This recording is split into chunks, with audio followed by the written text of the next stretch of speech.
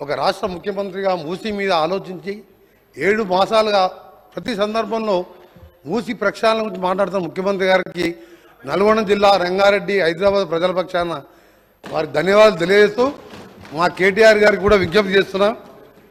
మనం ఎవరో ఆలోచించలే, మేము బాధపడ్డాం. డ్రైనేజు, ఇండస్ట్రీ వేస్టేజు, ఫ్లోరైడు, ఆ బాధతో అధ్యక్ష ఇవాళ కూడా మా గ్రామాలలో మేము ఉండలేము. మీరు ఇప్పటికి కూడా ఇక్కడ చూడండి, పొద్దున్న లేస్తే ఆ గ్రామాలకు వెళ్ళి మూసిపోతుండే డ్రైనేజ్ స్మెల్ వస్తుంటుంది. పోచంపల్లి, చౌటుపల్లి, ఇక్కడి నుంచి మొదలు పెడితే నార్కట్పల్లి. ఒకప్పుడు మూసి స్వచ్ఛమైన వికారాబాద్లో పుట్టి నేరేడు జిల్లా కృష్ణానదిలో కట్టిపోయే 1,04 ఎకరాలకు సాగునీరు, త్రాగునీరు ఇచ్చే రివర్ అది. ఇలా పొల్యూషన్తో లక్షలాది మంది రోగాల బారిపడుతున్నారు. అందుకనే గౌరవ సభ్యులకు చెప్తున్నా, మీరు దాని మీద 20,000 కోట్లు 30,000 కోట్లు అయినా సరే సహకరించండి. దాన్ని వేరే విధంగా అర్థం చేసుకోవద్దని మీరు ఒక నల్గొండ జిల్లా మూసితో పాటు ఫ్లోరైడ్ బాధితుగా మీకు విజ్ఞప్తి చేస్తున్నాం. దీన్ని రాజకీయాలు జోడించకండి. ఎన్ని వేల కోట్లు అయినా సరే మూసి ప్రక్షాళనకు సహకరించమని విజ్ఞప్తి చేస్తున్నాం. ఎల్ఏ మినిస్టర్ గారు కనుక ఇంటర్వ్యూని కాకపోతే నాకు చెప్పాల్సిన అవసరం లేదు, కానీ ఇప్పుడు చెప్పక తప్పట్లేదు.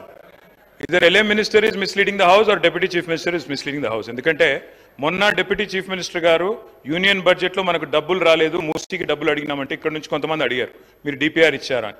వెంటనే ఆయన ఒక పుస్తకం చూపెట్టి మేము డిపిఆర్ కూడా సమర్పించాము, మాకు డబ్బులు ఇవ్వలేదన్నారు. ఇప్పుడేమో ఎల్ఏ మినిస్టర్ ఏమంటున్నారు, డిపిఆర్ ఇంకా తయారు కాలేదే అంటున్నారు. మరి వాళ్ళకే పొంతన లేదు ప్రభుత్వంలో. నేను ఒకటే అంటా ఉన్నా అధ్యక్ష, ఎన్ని వేల కోట్లు డిపిఆర్ అయినాక పెట్టండి, హౌస్లో పెట్టండి, డిపిఆర్ మొత్తం అయినాక పెట్టండి, చర్చ పెట్టండి. వెంకరెడ్డి గారు కూడా అన్నారు మీరు అడ్డుకోవద్దు. మాకేం లేదు సార్, 1,50,000 కోట్లు ఖర్చు అయినా సరే మీరు చేయండి, we welcome it, we are not opposing it. All we are saying is clarity ఇవ్వండి. ఇది నేను చెప్పలేదు సార్, ఇది ముఖ్యమంత్రి గారి స్టేట్మెంట్. నేనేదో ప్లకార్డులు తీసుకురాలేదు శ్రీధర్ బాబు గారు, ముఖ్యమంత్రి గారి ప్రకటన తీసుకొచ్చినా. అది కూడా ఆంధ్రజ్యోతి పత్రికలు ఏం రాసిండ్రు, 1,00,000 కోట్లతో మూసీ అభివృద్ధి అనే హెడ్డింగ్ తో ఆంధ్రజ్యోతి పత్రిక రాసింది. రాసిలో ఏం చెప్పింది అధ్యక్ష, ప్రపంచ స్థాయి పర్యాటక ప్రాంతంగా చేస్తాం, విశ్వనగరంగా చేరుస్తాం, ఎక్కడి నుంచి ఎవరు వచ్చినా హక్కున చేర్చుకుంటాం అని సీఎం రేవంత్ రెడ్డి అన్నారు. నేనేమంటున్నా, నేను అనేదల్లా ఒకటే, మా ప్రభుత్వం ఉన్నప్పుడు 100% ఎస్టీపీల ట్రీట్మెంట్ కోసం, ఇప్పుడు ఎంఎన్యూడి మీ దగ్గరే ఉంది చీఫ్ మినిస్టర్ గారు, 3,866 కోట్ల రూపాయలతో, ఎందుకంటే హైదరాబాద్లో ఉత్పత్తి అయ్యే సివరేజ్ 2,000 MLD, మేము ఆనాడే 2,000 MLD కెపాసిటీకి 100% ఎస్టీపీలు పూర్తి చేసే విధంగా ప్రణాళిక రూపొందించిన. మీరు మొన్నబోయి ఒకటి ఓపెన్ చేసిండ్రు, ఉప్పల్లో నల్ల చెరువు ఎస్టీపీ మీరు మొన్నబోయి ఓపెన్ చేసిండ్రు. సరే పని మేము చేసినాం, రిబ్బన్ మీరు కట్ చేసిరు, సంతోషం. కానీ మిగతా ఎస్టీపీలు కూడా బ్రహ్మాండంగా పూర్తి చేసినాము. నేను ముఖ్యమంత్రి గారిని అడిగేది ఒకటే, మరి ఎస్టీపీలు 100% అయిపోయిన తర్వాత అంచనా ఖర్చులు ఈ రకంగా పెరుగుతున్నాయంటే నేను వారిని ఒకటే అంటా ఉన్నా, ప్రభుత్వం రిపీటెడ్గా అంటది అధ్యక్ష. ఏమంటారు అధ్యక్ష వీళ్ళు, కాళేశ్వరం ప్రాజెక్టు 1,00,000 కోట్లు ఏటీఎం అయిపోయింది అని మాట్లాడతారు అధ్యక్ష. గల్లీ నుంచి ఢిల్లీ దాకా ఒకటే లొల్లి అధ్యక్ష. నేను వారిని అడుగుతున్నా అధ్యక్ష, మరి 18 లక్షల ఎకరాలకు నీళ్ళిచ్చే కాళేశ్వరం మీద 94,000 కోట్లు ఖర్చు పెడితే గగ్గోలు. ఉత్తమ్ కుమార్ రెడ్డి గారేమో 1,47,000 కోట్లు ఖర్చు అవుతుంది కాళేశ్వరం. 18 లక్షల ఎకరాల స్థిరీకరణ, 18 లక్షల ఎకరాల కొత్త ఆయకట్టిచ్చే ప్రాజెక్టుకు 1,47,000 కోట్లు అయితేనేమో గగ్గోలు పెడతారు.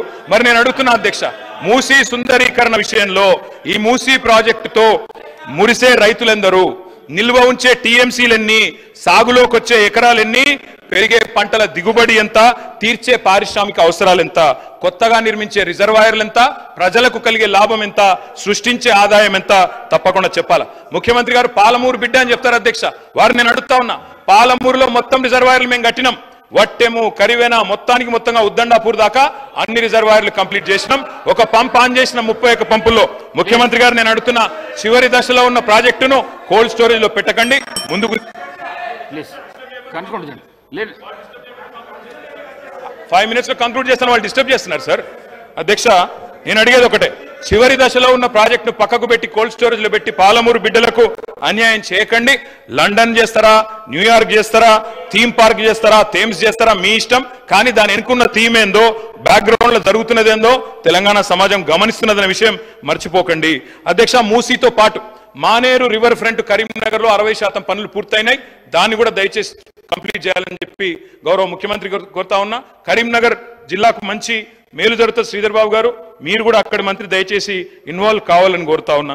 అధ్యక్ష కేంద్రం నుండి నిన్న మా సర్పంచులు వచ్చినారు సార్, మా సిరిసిల్ల సర్పంచులు అందరూ వచ్చినారు, సిరిసిల్ల జిల్లా వేములవాడ నుంచి, అదేవిధంగా మా సిరిసిల్ల నుంచి. ఇప్పుడు కొత్త సర్పంచులు వచ్చే లోపల పాత సర్పంచులకు ఏవైతే బకాయిలు ఉన్నాయో దయచేసి క్లియర్ చేయండి, లేకపోతే మీకు నష్టం మాకు నష్టం. ఎందుకంటే అందులో మీ సర్పంచులు ఉన్నారు, మా సర్పంచులు ఉన్నారు, కొత్త సర్పంచులు వచ్చే లోపల పాత బకాయిలు ఎందుకంటున్నా అంటే కేంద్రం నుంచి 800 కోట్లు వచ్చినాయి, వాటిని రిలీజ్ చేయండి. Concluding sir, I'm concluding sir. NHM నిధులు 800 కోట్లు వచ్చినాయి, వాటిని కూడా రిలీజ్ చేయండి. మీరు మాట ఇచ్చిన విధంగా ఎల్ఆర్ఎస్ 25 లక్షల మందికి ఉచితంగా అమలు చేయండి. అదే విధంగా అధ్యక్ష మేము కలిసి వస్తాం, ప్రభుత్వంతో మీరు ఇచ్చిన మాట నిలబెట్టుకోండి, తప్పకుండా కలిసి వస్తాం. మంచి పథకాలు కొనసాగించండి, కేసీఆర్ కిట్లు కొనసాగించండి, పేరు మార్చండి, బతుకమ్మ చీర పేరు మార్చండి, క్వాలిటీ పెంచండి, కొనసాగించండి. పిల్లలకు బ్రేక్ఫాస్ట్ స్కీమ్ తెచ్చాం స్కూల్స్ లో, సబితక్క నిన్న చాలా డీటెయిల్ గా చెప్పారు. బ్రేక్ఫాస్ట్ స్కీమ్ కొనసాగించండి, మిడ్ డే మీల్ బకాయిలు ఉంటే అవి కూడా ఇవ్వండి. తప్పకుండా నేను మిమ్మల్ని అందరినీ కూడా ముగించే ముందు డాక్టర్ వివేక్ వెంకటస్వామి గారు ప్లీజ్, చాలా టైం అయిపోయింది. ఐ రిక్వెస్ట్ యూ సార్, ఎన్నికలకు 6 నెలల ముందు రాజకీయాలు చేద్దాం. మీరు అన్నారు ముఖ్యమంత్రి గారు, వి వెల్కమ్ ఇట్. మిగతా 4.5 ఏళ్లు నిర్మాణాత్మక ప్రతిపక్షంగా మా పని మేము చేస్తాం. ప్రజలు మీకు అధికారం ఇచ్చారు, చిన్న వయసులో మంచి చేయండి. ప్రజాస్వామ్యంలో ప్రజలకు సేవ చేసే అదృష్టం మీకు కలిగింది, తప్పకుండా we will support you sir. కానీ దయచేసి మేము మా పార్టీ తరఫున ముగించే ముందు చేసే విజ్ఞప్తల్లా ఒకటే, మా మీద కోపం ఉంటే మమ్మల్ని తిట్టండి, కానీ తెలంగాణ కోసం దయచేసి కలిసిమెలిసి కలబడి నిలబడి పోరాడిన పార్టీని అవమానించకండి, ఉద్యమంలో ఉదయించిన మా పార్టీని అవమానించకండి. కొట్లాట అనేది మా డిఎన్ఏలో ఉంది, తప్పకుండా కొట్లాడతాం ప్రజల పక్షాన. ప్రధాన ప్రతిపక్షంగా మీరిచ్చిన ఒక్క మాట కూడా ఎక్కడ మోసం జరిగినా తెలంగాణ ప్రజలకు మౌనం వహించం, సహించం, భరించం. ప్రాంతం వాడు మోసం చేస్తే ఈ ప్రాంతంలోనే పాత్ర పెడతామన్న కాళోజీ మాటలు వారికి గుర్తు చేస్తూ జై తెలంగాణ. డాక్టర్ వివేక్ వెంకటస్వామి గారు, గౌరవ ముఖ్యమంత్రి గారు. ఒక్క నిమిషం, ఎంతసేపు మాట్లాడినా రామారావు గారు మేము కలిసి వస్తాం, ప్రభుత్వానికి సహకరిస్తాం అని పదే చెప్తున్నాడు. నేను వారికి ఒకటే సూచన చేస్తున్నా, మీరు కలిసి వస్తారా లేదా అనేది, అన్నం ఉడికిందా లేదా అనేది ఒక మెతుకుని బట్టి చూస్తే తెలుస్తుంది. ప్రతిపక్ష నాయకుడు సభలకే రాడు, వీళ్ళు కలిసి వస్తారని చెప్తే నమ్మేది ఎవరు అధ్యక్ష? నేను అందుకే వారికి సూచన చేస్తున్నా, వెనకాల ఉండే అక్కలు ఇక్కడ ఉండి చెప్పి ఇక్కడ ముంచి అక్కడికి తేలినరు. ఆ అక్కల మాటలు విన్నాడు అనుకో జూబ్లీ బస్ స్టాండ్లో కూర్చోవాల్సి వస్తుంది అధ్యక్ష.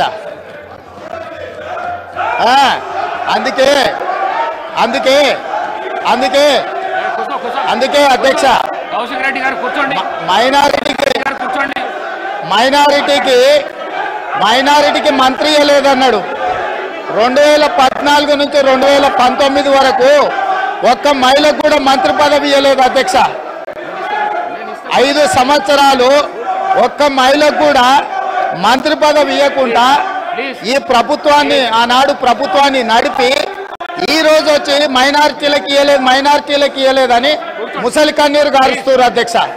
కాబట్టి దయచేసి అన్ని విషయాలు మాకు తెలుసు, సహకరించేది ఉంటే ప్రతిపక్ష నాయకుడిని వచ్చి సభలో కూర్చోమని చెప్పుంది అధ్యక్ష. వివేక్ గారు మళ్ళీ వెళ్ళకు రాకండి. వివేక్ గారు, ఈ ప్రాక్టీస్ మంచిది కాదు. మళ్ళీ వెళ్ళకు రాకండి. కొత్త సభ్యులకు ఇది నేర్పియకండి. మీరు సభా మర్యాదలను కాపాడండి. మీరు వెళ్ళండి. మీరు పల్ల రాజేశ్వర్ గారు మీరు వెళ్ళండి ప్లీజ్. మీరు వెళ్ళండి, సభా మర్యాదలను కాపాడండి. మీరు వెళ్ళండి, కూర్చోండి ప్లీజ్. కూర్చోండి.